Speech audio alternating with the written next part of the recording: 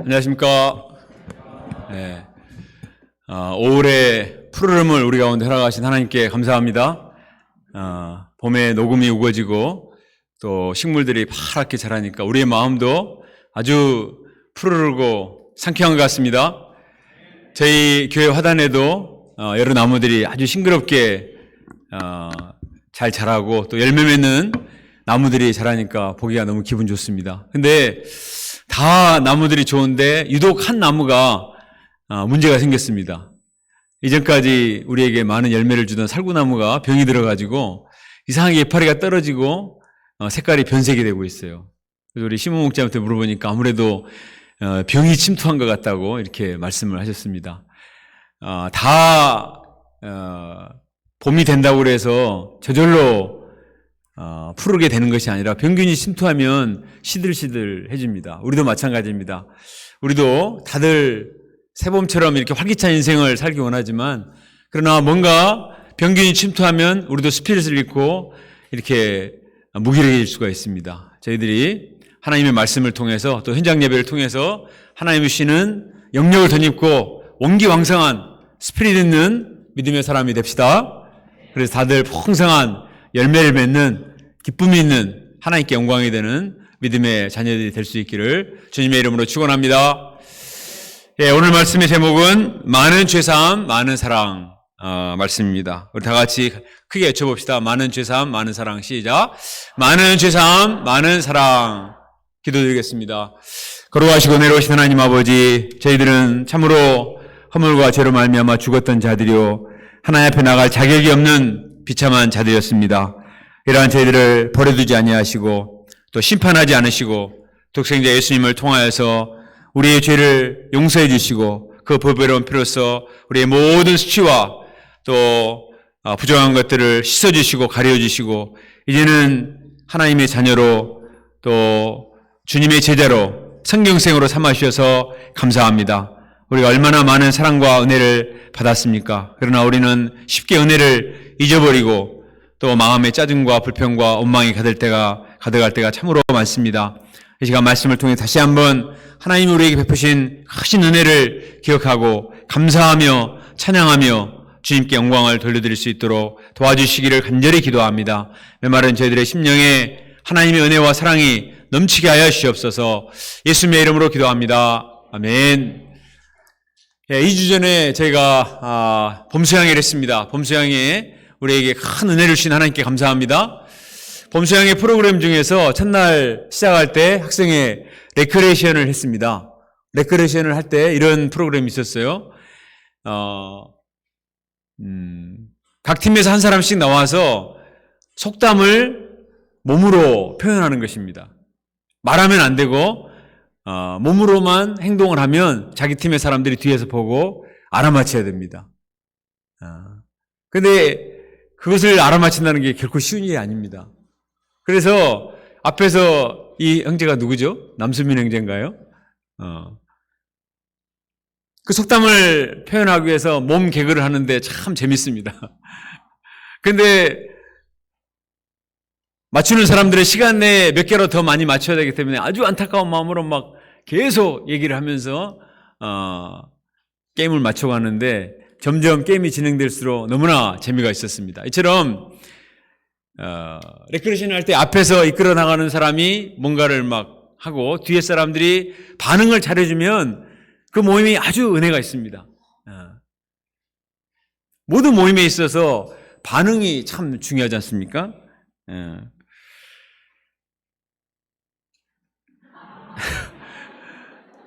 우리 기대우 목자님이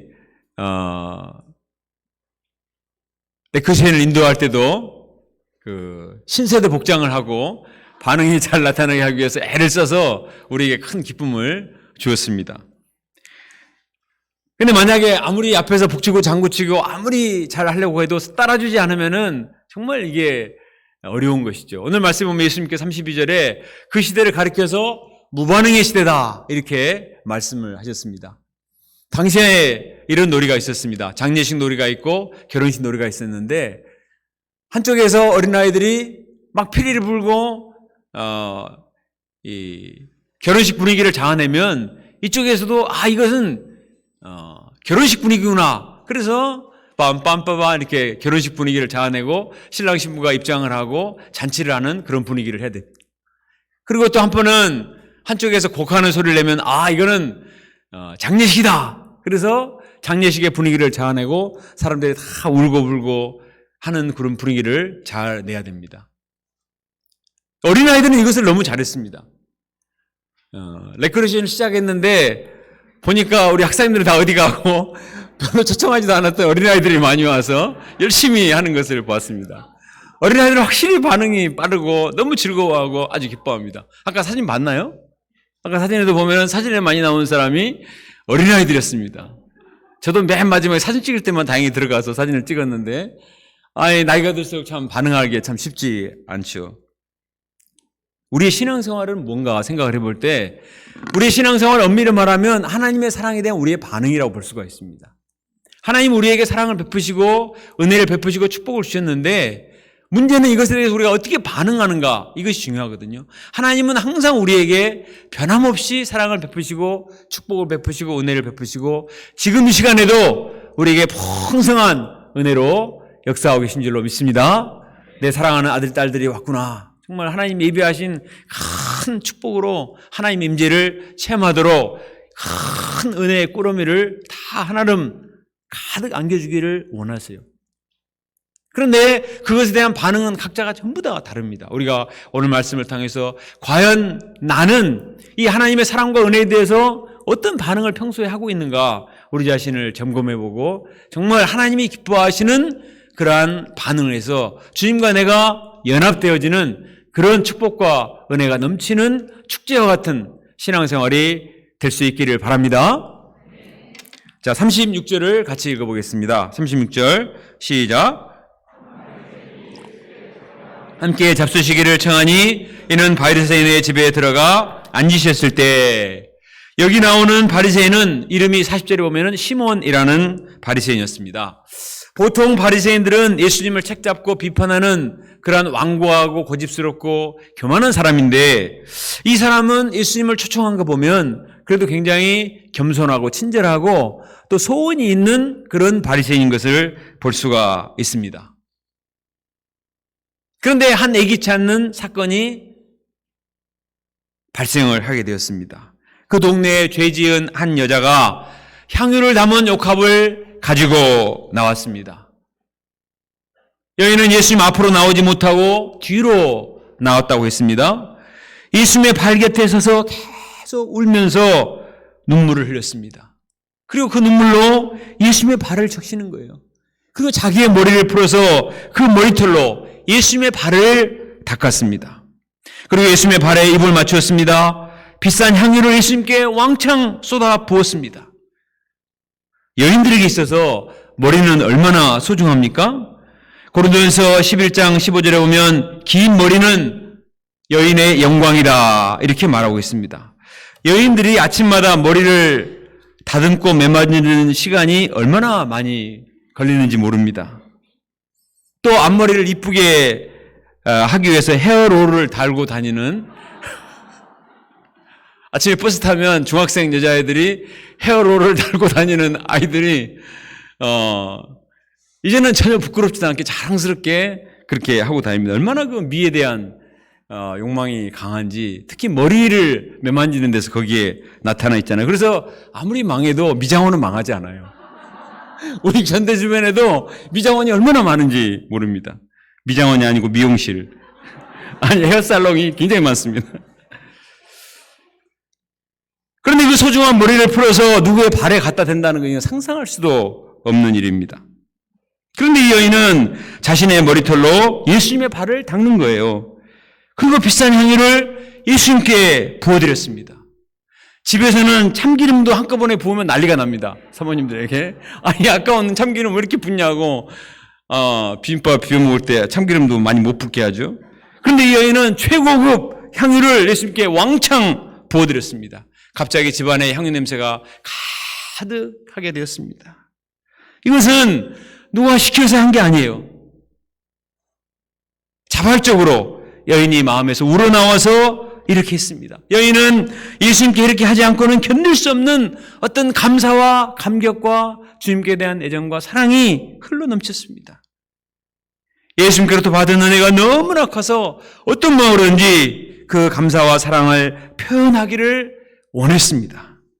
그 표현이 다른 사람이 보기에는 너무나 과격하고 너무 오버하고 좀 민망하게 느껴질 정도로 힘들기도 했습니다. 그러나 여인은 전혀 개의치 않았습니다. 비싼 향유를 다 부어드리면 앞으로 통장 잔고가 어떻게 될 것인가, 이것도 전혀 계산하지 않았습니다.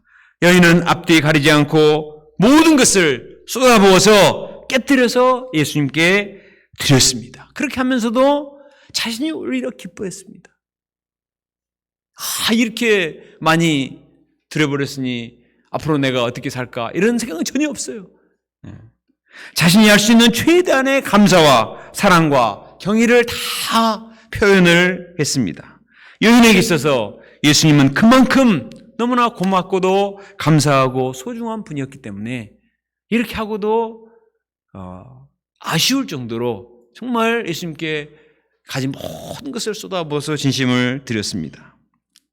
하지만 바리새인 시몬은 뭐라고 말합니까? 39절 한번 읽어봅시다. 39절 시작. 예수를 청한 바리새인이 그것을 보고 마음에 이르되 이 사람이 만일 선지자라면 자기를 먼저 낸 이 여자가 누구며 어떠한 자 그 죄인인 줄을 알았으리라 하거늘. 바리새인 시몬은 여자의 진심을 전혀 헤아리지 못했습니다. 그는 여인이 과거에 죄를 지은 여인이라는 그 선입견과 딱 편견에 딱 사로잡혀 있었습니다.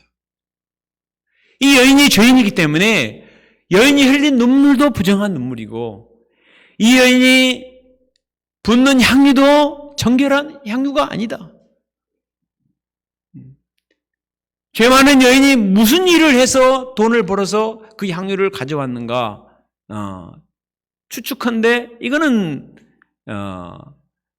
정결한 향유가 아니라고 생각되었기 때문에 전혀 감동도 받을 수가 없었습니다. 죄 때문에 이미 부정하게 된 이 여인을 예수님이 왜 물리치지 않는가? 예수님이 만약에 선지자라면 율법에 따라서 이런 여자는 아예 들어오지도 못하도록 해야 되는데 왜 이런 여자를 허용을 하는가? 이 여자도 마음에 안 들고 또 여인을 허용하는 예수님도 못마땅하게 여겨졌습니다. 얼마나 율법적이고 차갑습니까? 그는 자기와 교만과 정죄의식에 사로잡혀서 여인의 진심을 전혀 보지 못했습니다. 예수님을 대접하라면 자기처럼 의롭고 고상하고 또 이처럼 어느 정도 준비가 된 사람이어야 대접을 할 수가 있지. 이런 천박하고 죄 많은 사람이 어떻게 감히 나올 수가 있는가. 더구나 자기는 초청도 받지 않는 사람인데 남이 마련한 이런 잔치집에 와서 이렇게 분위기를 흐리는가. 이런 정죄하는 마음이 가득했습니다. 예수님은 바리새인 시몬의 말을 들으시고 생각하셨습니다. 그리고 이 사람의 문제가 무엇인가 깨닫게 하기 위해서 한 가지 말씀을 하십니다. 자, 어떤 사람에게 2명의 채무자가 있었습니다. 한 사람은 500데나리온의 빚을 졌고 또 한 사람은 50데나리온의 빚을 졌어요. 한 데나리온은 일꾼 하루 품삯이니까 500데나리온은 한 1년 반 정도의 품삯을 빚을 져서 갚을 수가 없고 한 사람은 50일 정도의 품삯을 빚을 져서 갚을 수가 없는 사람이었습니다. 문제는 두 사람 다 돈이 없어요. 갚을 능력이 없습니다. 과거에는 돈이 없으면 채무자가 감옥에 가거나 아니면 자기 가족이나 자기가 노예로 팔려가야 되는 그런 상황에 처하기도 했습니다. 두 사람은 그런 비극이 자기 가정에 임하지 않고자 빚을 갚기 위해서 백방으로 알아보았습니다. 아는 사람들에게 돈을 빌려보기도 하고 힘 있는 사람을 찾아가서 어찌하든지 기한을 늘려보고자 애를 썼지만 돈을 갚을 길을 찾을 수가 없었습니다. 갚아야 할 기한이 다가올수록 목이 타고 가슴이 조여왔습니다. 밤에 잠을 잘 수가 없습니다. 아무것도 모르게 새근새근 잠을 자고 있는 어린 자식들을 바라보면 너무나 불쌍해서 눈물이 나왔습니다. 이제 며칠 후면 생리배를 해야 될지도 모른다고 생각하니 앞이 캄캄했습니다. 빚진 자의 심정은 빚을 져본 사람만이 이해할 수가 있습니다. 얼마나 힘들었겠어요. 그런데 신기한 일이 일어났습니다. 빚을 준 채권자가 갑자기 빚진 사람을 부르더니 탕감해 줬습니다. 어느 날 부채 탕감 통지자가 날아왔습니다. 처음에는 법원 출두 명령서인지 알고 벌벌 떨면서 봉투를 열어보니까 거기에는 채무 불필요, 귀하는 몇 날 며칠부로 부채가 탕감되었음을 공지합니다. 이런 편지가 담겨 있었습니다. 통지서를 받았을 순간 너무너무 기뻤습니다. 감옥에서 특별 사면을 받고 풀려난 제수처럼 기뻤습니다. 사냥꾼의 올무에서 벗어난 새와 같이 너무나 기뻤습니다. 와, 해방이다. 와, 빚을 탕감받았다.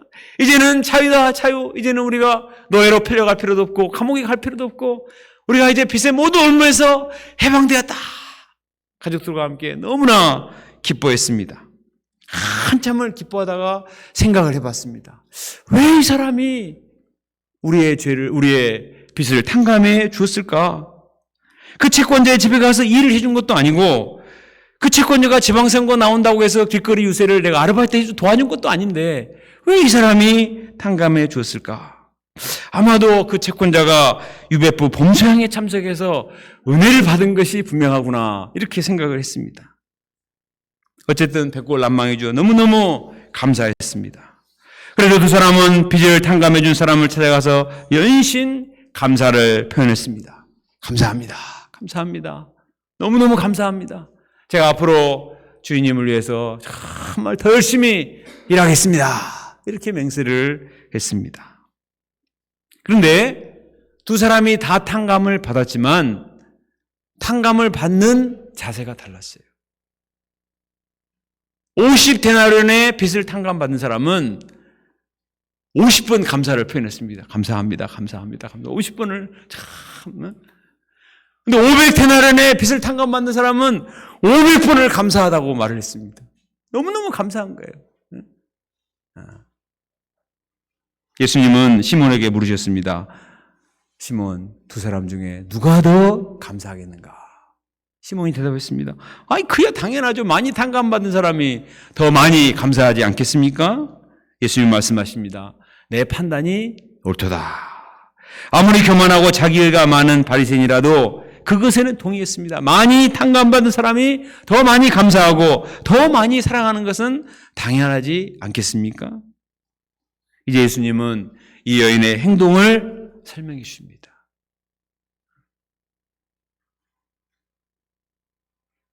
예수님의 말씀은 너무 깊이가 있습니다. 예수님이 여인이 왜 이렇게 행동을 했는가?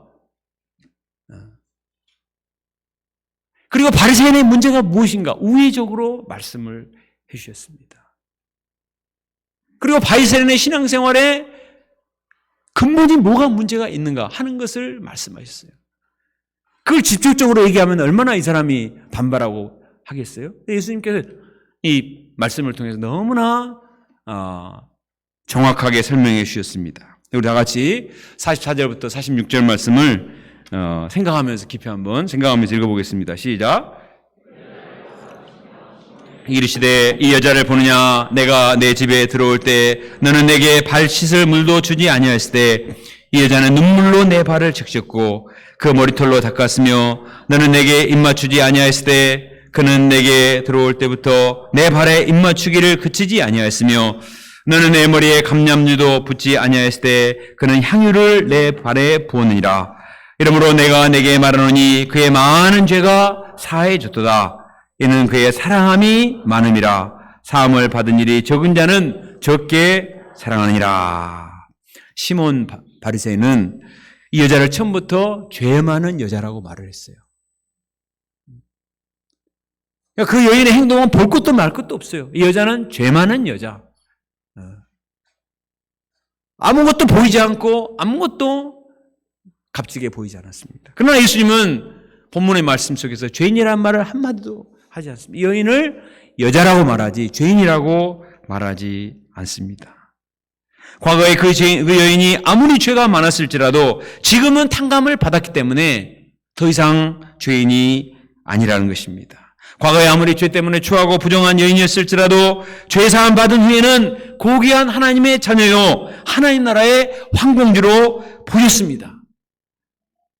바리새인 시몬의 눈에는 여인의 행동이 너무나 못마땅하고 너무 민망하고 너무 불쾌하게 보였지만 예수님의 눈에는 여인의 행동이 너무나 귀하고 아름다웠습니다. 그녀가 흘린 눈물은 보석처럼 영롱했고 그녀가 부어드린 향유는 너무나 값진 귀한 것이었습니다. 예수님은 여인의 감사와 사랑을 있는 그대로 받아주셨습니다. 그리고 말씀하셨습니다. 내가 내게 말하노니 그의 많은 죄가 사해졌도다. 이는 그의 사랑함이 많으니라. 많은 죄가 사해졌기 때문에 그것이 감사해서 저렇게 많이 사랑하는 것이란다. 또 예수님은 다음에 말씀하셨어요. 사함을 받은 일이 적은 자는 적게 사랑하느니라. 네가 나에게 이렇게 인색하게 대접을 하는 것은 네가 적게 죄사함을 받았다고 생각하기 때문이구나. 너는 죄사함의 은혜가 참으로 적은 사람이구나. 이렇게 우회적으로 말씀하셨습니다. 여인이 온 마음을 다해 사랑을 표현한 것은 그만큼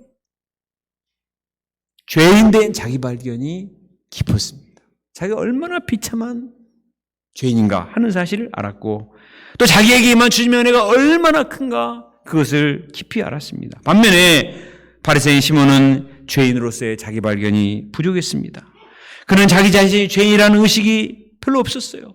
오히려 자기는 다른 사람보다 더 의롭고 경건하다는 자기의가 강했습니다. 때문에 예수님께 적극적으로 감사를 표현해야 될 이유를 알지 못했습니다. 예수님 모시고 그냥 예수님을 다른 바리새인들은 막 배쳐가고 이렇게 하는데 이분을 식사에 초대하는 것만으로도 나는 엄청난 일을 한 것이다. 대단한 표현을 하지 않았을지라도 자기 나름대로 최선을 다했다. 이런 자기의가 있었습니다. 그러면 실제로 이 바리새인은 여인보다 죄가 적고 정말 의로운 사람일까요? 그렇지 않습니다. 어거스틴은 이렇게 말했습니다. 세상에는 두 종류의 사람밖에 없다. 하나는 자기가 죄인이라고 생각하는 죄인이고 또 하나는 자기가 죄인이 아니라고 생각하는 죄인이다. 다시 말할까요? 세상에는 두 종류의 사람밖에 없는데 사람들은 다 죄인인데 자기가 죄인이 아니라고 생각하는 죄인과 자기가 죄인이라고 생각하는 죄인밖에 없다는 것입니다. 자기가 죄인이 아니라고 생각해도 죄인이고 자기가 죄인이 뭐라고 말했죠 제가? 자기가 죄인이 아니라고 생각해도 죄인이고 자기가 죄인이라고 생각해도 죄인인 것입니다. 자기가 어떻게 인식하는가가 중요한 게 아니에요. 이미 하나님 앞에서는 다 죄인입니다. 로마서 6장 23절에 3장 10절에 의인은 없나니 하나도 없다 말하고 있어요. 모든 사람이 죄인입니다. 그리고 6장 23절에 보면은 죄의 삭은 사망이다. 모든 사람이 죄인이고 그 죄값으로 다 죽어야 된다는 것입니다. 그런데 하나님께서 일방적인 은혜로 우리의 죄를 사해 주셨습니다.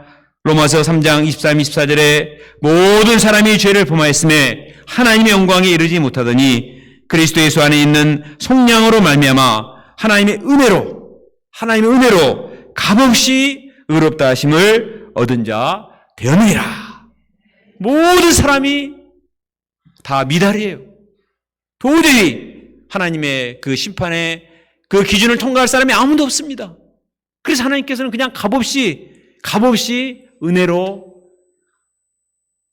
예수 그리스도의 십자가 보혈의 은혜를 믿는 사람은 그 피를 보고 죄를 사해 주신 것입니다. 속량하여 주셨습니다.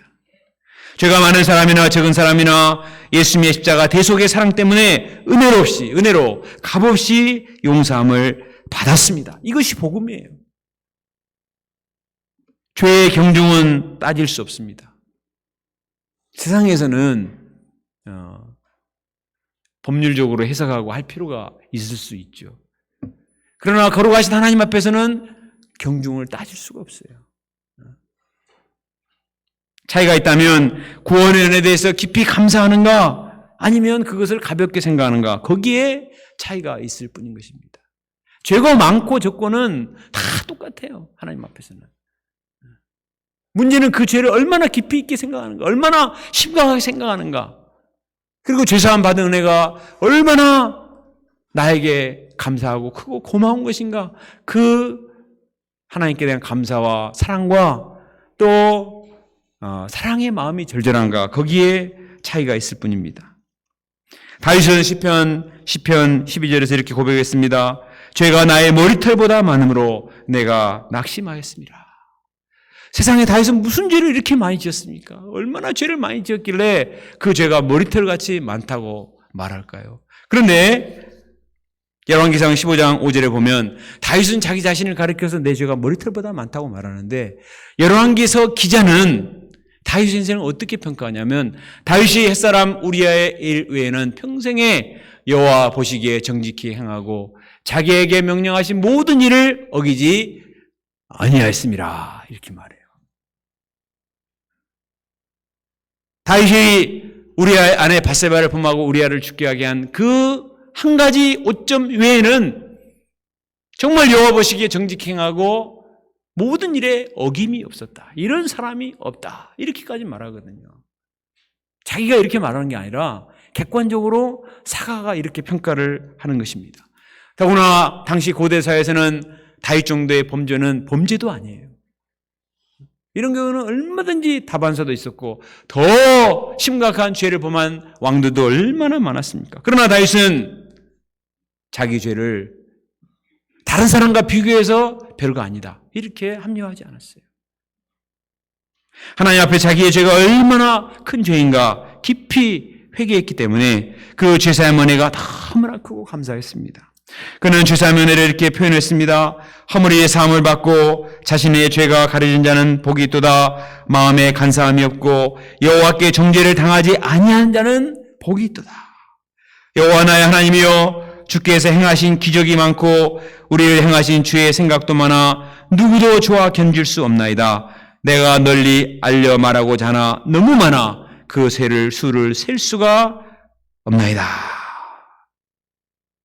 주님이 나에게 행하신 기적은 다른 많은 것보다도 기가 막힐 수렁에서 건져주신, 죄로 말미암아 파멸에 이를 수밖에 없는 이런 나를 구원해 주신 이 은혜가 너무나 큰 기적이요 감사 제목이요, 또 이 허물이를 사함받고 죄가 가려진 복이 큰 은혜다, 이렇게 감사를 하고 있습니다. 이처럼 죄사함 은혜가 너무나 크고 감사했기 때문에 다윗은 주님께 대한 감사와 사랑을 어떻게 해서든지 표현하기를 원했어요. 그래서 자기가 살아생전에 성전을 지어서 봉헌하기를 원했습니다. 하나님이 시킨 게 아니거든요. 자기가 하려고 애를 썼습니다. 하나님이 선지자를 통해서 아니야, 너는 전쟁을 너무 많이 해서 손에 피가 묻어서 안 돼. 그러면 안 해도 되는구나. 다행이네. 이렇게 지나신 게 아니라 내가 할 수 없으면 내 아들들이라도 하기 위해서 모든 재료들을 다 준비를 했어요. 왕이면 국고를 털어서 다 할 수도 있지만 자기의 사제를 털어서 모든 금은 보화를 준비해서 모든 재료들을 다 준비를 했습니다. 그렇게 하면서도 이렇게 말했습니다. 우리 하나님이여, 나와 내 백성이 무엇이게 이처럼 즐거운 마음으로 들을 힘이 있었나이까. 내가 무엇이기에. 항상 다윗의 18번이 그거죠. 내가 무엇이기에. 내가 무엇이기에 이에 이르게 하셨나이까. 내가 자격이 있어서 왕이 된 것이 아니고, 내가 자격이 있어서 이렇게까지 하나님의 은혜를 체험한 것이 아니고 오직 하나님의 은혜로 된 것이었는데, 내가 무엇이기에 이렇게 즐거운 마음으로 드릴 힘을 주신 하나님께 감사합니다. 이렇게 하나님께 드리면서도 너무나 기뻤습니다. 사실 다윗은 자기 의가 충분히 있을 수 있어요.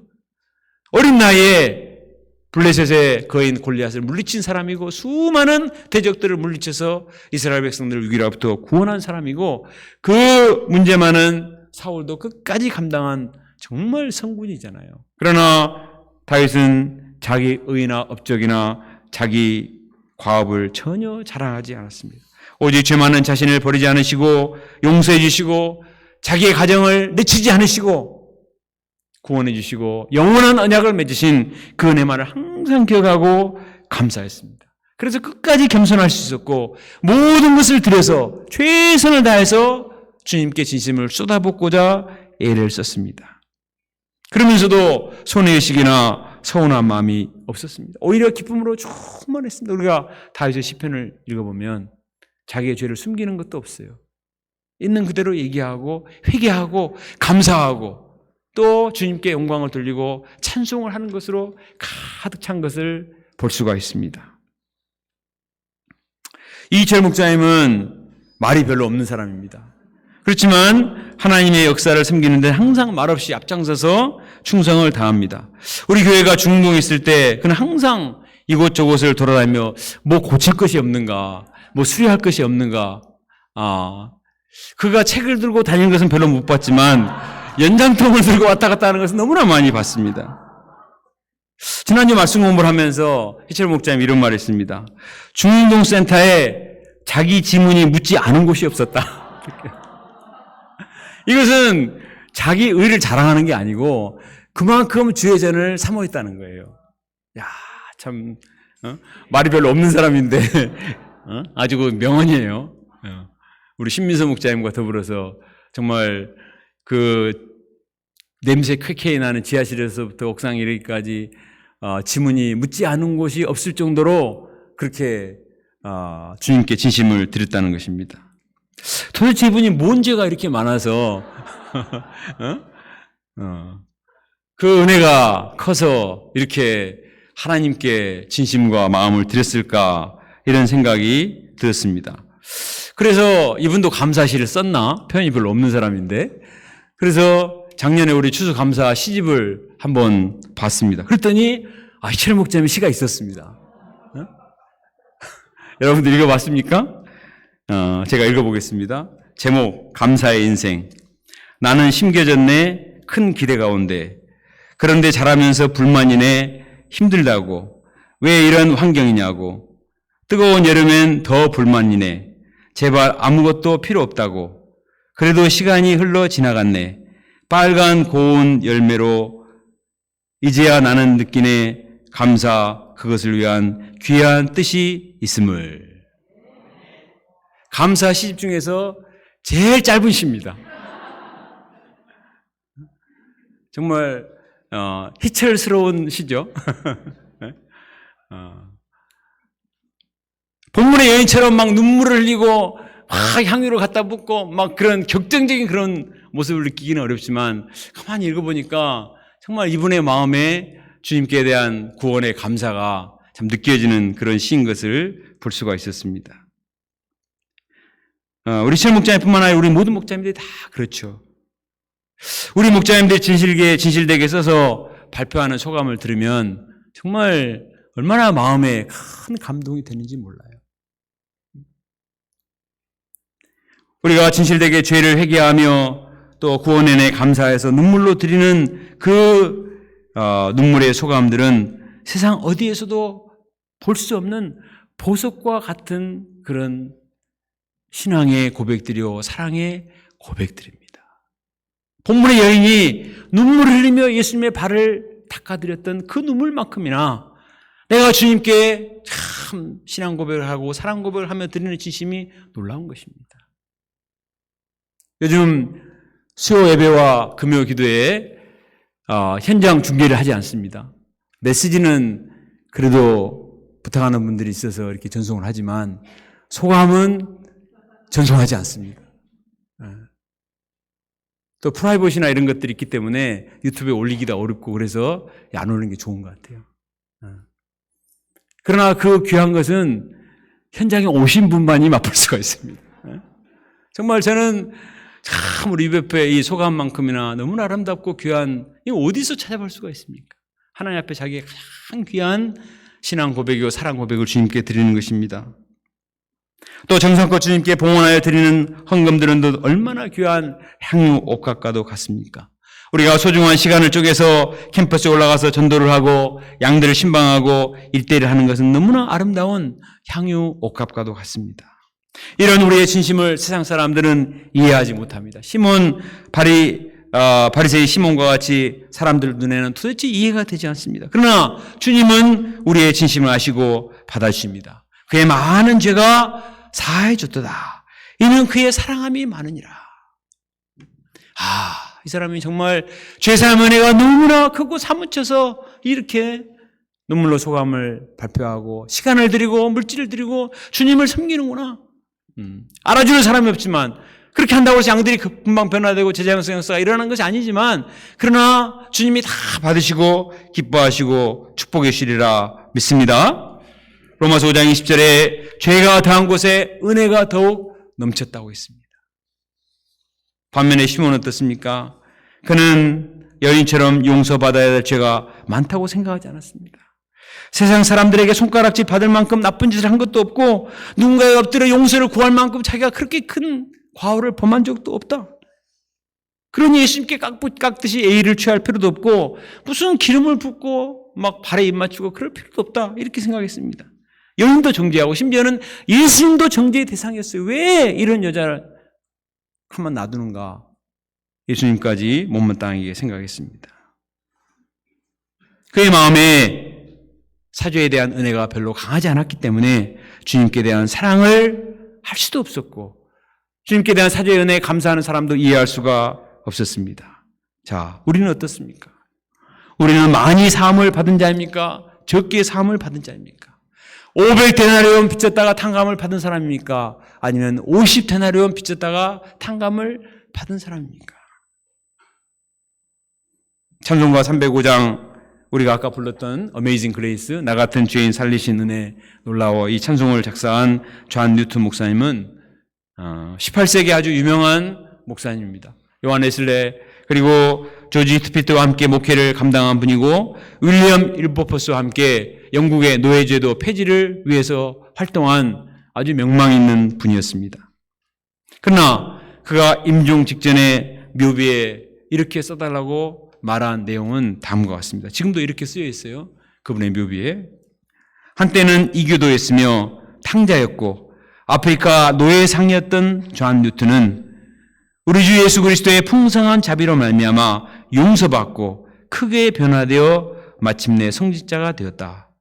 그는 자신이 그토록 오랫동안 부인했던 바로 그 믿음을 전파하며 버킹엄에서 16년간 그리고 올리교에서 27년간 봉사했다. 이렇게 적으라고 했습니다. 그리고 그렇게 지금도 적혀 있어요. 자, 묘비는 죽은 뒤에도 영원히 남는 것입니다. 후손들이 다 보고 역사가 보고 모든 사람이 보는 거예요. 그래서 여러분 설날이나 이런 때 조상들 묘비 가보세요. 묘비에는 전부 좋은 것만 써놓습니다.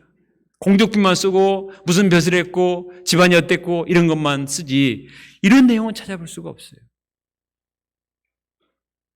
설사 이런 일이 있었을지라도 묘비까지 쓸 필요가 있습니까?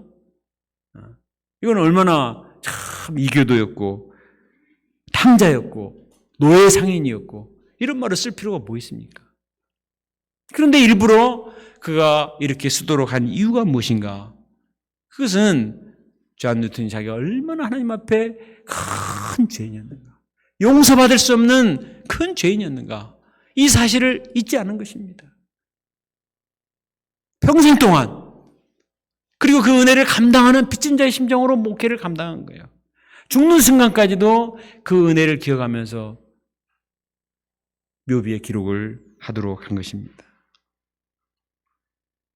그래서 유명한 어메이징 그레이스 찬송가를 지었고 묘비에도 이것을 남기고 하나님 나라에 갔습니다. 우리는 어떻습니까? 나는 본문의 여인과 같이 그렇게 과거가 있는 사람은 아니야. 나는 그래도 존 뉴튼 정도는 아니지. 그렇다면 우리의 마음에 죄사함의 감격과 주님께 대한 사랑도 약해질 수밖에 없습니다. 죄사함의 정도에 대해서 다른 사람과 비교하는 것은 너무나 유치한 거예요. 우리는 모두 하나님 앞에서 얼마나 흉악한 죄인들로서 용서받을 자격이 없는 자들인가 이것을 깊이 인정하고 오직 은혜로 구원받고 하나님의 자녀요 목자가 됐다는 사실을 알고 애인과 같이 뜨거운 감격과 사랑과 열정으로 주님께 지심을 드리는 저희가 될 수 있기를 간절히 기도합니다. 우리는 과연 여인이 흘린 눈물과 같은 뜨거운 눈물이 있는가? 여인이 보여드린 향유와 같은 옥합이 향유가 들어지고 있는가? 우리 자신을 돌아봐야 되겠습니다. 저는 이 말씀 묵상하면서 너무나 부끄러웠습니다. 해가 갈수록 바리새인처럼 성경 지식은 늘어가는데 주님께 대한 감사의 눈물이 메말라가는 것을 느꼈습니다. 주님께 대한 사랑과 열정의 불이 점점 식어가는 거예요.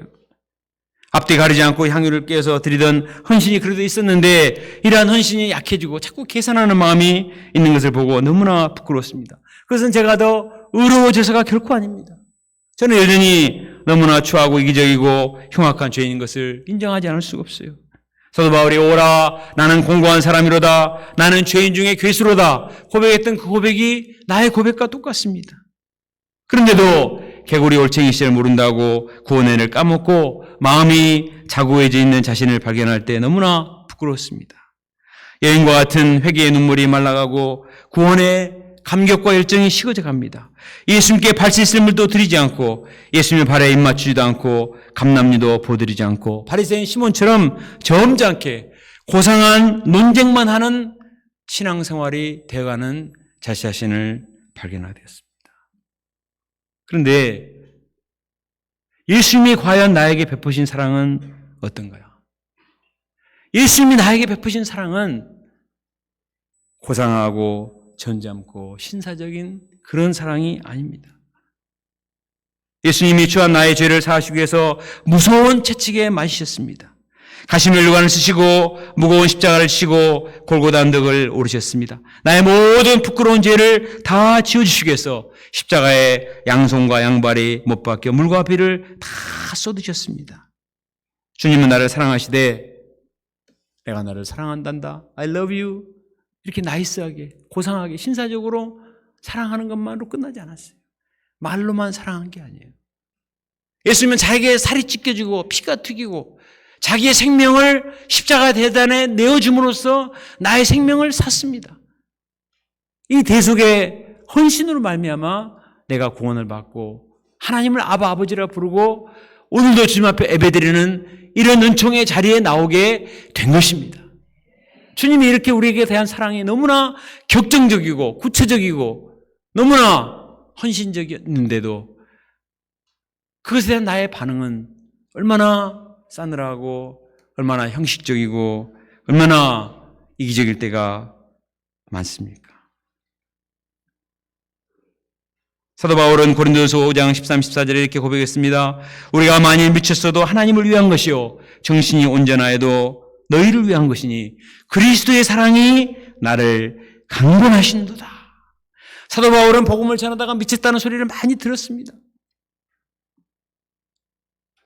그래도 괜찮다는 거예요. 내가 미쳤을지라도 내가 이 복음 전한 일을 그칠 수가 없다. 왜냐하면 그리스도의 사랑이 나를 강권하기 때문에.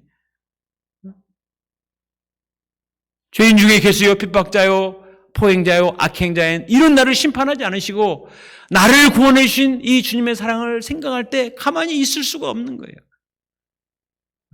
주님이 나에게 이런 엄청난 사랑을 베풀으셨기 때문에 나도 은혜의 빚진 자의 심정을 가지고 이 은혜를 감당하기 위해서 모든 사도보다 더 많이 수고했을 때 내가 아니요 이것조차도 내게만 하나님의 은혜로다 이렇게 말합니다. 디모데후서 4장 6절에 전지와 같이 내 자신을 부어드릴지라도 내 인생을 이제 하나님 나라에 들어갈 때가 되었는데 내 인생을 온통 쏟아부어서 하나님의 제단에 전지와 같이 부어드릴 각오를 가지고 표대를 향하여 믿음으로 산다고 고백을 했습니다. 예수님을 사랑해도 이처럼 열정적으로 뜨겁게 온 마음을 다해서 자기가 할 수 있는 모든 신심을 다해서 사랑했기 때문에 그의 마음에는 항상 주님께 대한 사랑이 활화산처럼 타오르고 있었습니다. 항상 푸르른 상록수와 같은 신앙, 항상 그 심령이 감격이 있고 은혜가 있고 사랑이 넘치는 그런 신앙이었습니다.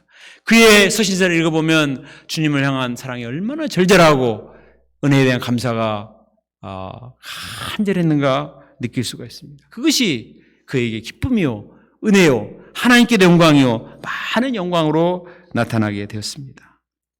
결론적으로 우리에게 정말 지금 필요한 것이 무엇일까요? 우리는 그렇게 생각합니다. 하나님 좀 더 사랑해 줘야 되지 않아요? 좀 더 다른 사람은 이만큼 했는데 내가 더 바라진 않아. 저 사람 정도만이라도 좀 해줘야 되지 않아요? 항상 그렇게 생각하는 경우가 많이 있지 않습니까? 하나님이 생각하실 거예요. 도대체 얼마를 달라고 하니? 아들을 주었는데, 생명을 내주었는데, 구원을 주고 필요한 것을 다 주었는데, 우리는 주님으로부터 충분히 받았습니다. 구원을 받고 영생을 받고 성령을 받고 생명을 받고 우리가 주님의 은혜 안에서 살 수 있는 모든 것을 너무너무 많이 받았습니다. 이제는 그 주님의 사랑에 대해서 반응할 차례인 것입니다. 바리새인 시몬과 같이 형식적으로 나이스하게 그냥 대접하는 체하는 정도만 하나님을 섬기는 사람이 되지 말고 본문에 나온 여인과 같이 정말 진심의 눈물로써 나의 사랑하는 그 향유로서 주님께 부어드릴 때 주님께서 기뻐하시고 우리 마음에도 하늘의 큰 감격과 은혜가 임하게 될 줄로 믿습니다. 50절에서 예수님 말씀하시죠. 내 믿음이 너를 구원하였으니 평안히 가라. 예수님은 여인에게 구원을, 영원한 구원을 선물해 주셨습니다. 그 무엇과도 바꿀 수 없는 영원한 구원, 확실한 구원, 가장 값진 구원을 선물로 주셨습니다. 이 시간에 우리가 주님께서 주신 은혜를 기억하며 감사하며 정말 나의 소중한 것을 주님께 드리고자 할 때 그것은 절대로 손해가 아닙니다. 이것은 나의 신앙 고백이요 또 주님께 대한 진심의 표현이요 이것을 통해서 하나님께서 나를 더 사랑하시고 영원한 구원의 세계로 우리를 인도하시게 될 줄로 믿습니다. 이번 여름 성회를 통해서는 제가 정말 나를 주님이 어떻게 사랑하셨는가 이 은혜를 기억하고 감사하고 찬양하고 또 우리가 주님께 사랑을 고백하는 이런 구원의 잔치가 될 수 있기를 간절히 기도합니다. 기도